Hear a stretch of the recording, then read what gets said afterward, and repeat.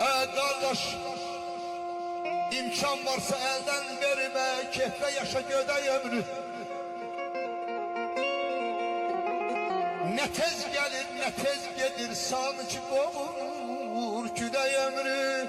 Sanki kovur küley ömrü, küley ömrü. Gitme ömür gitme dayan, yaşamaktan kimdir doyan? Kanun koyup karar yazar, min yazaydı gerek ömrü, min yazaydı gerek ömrü, gerek ömrü, gerek ömrü.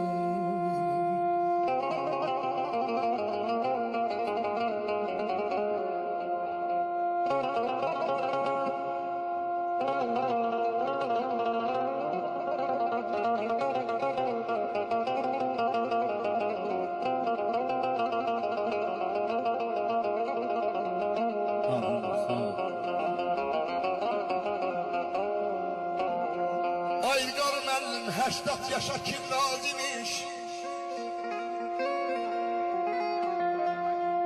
80 yaşa kim razimiş?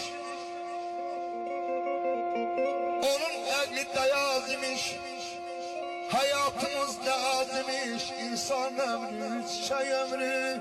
Hayatımız ne yazimiş? İnsan ömrü, çiçek ömrü.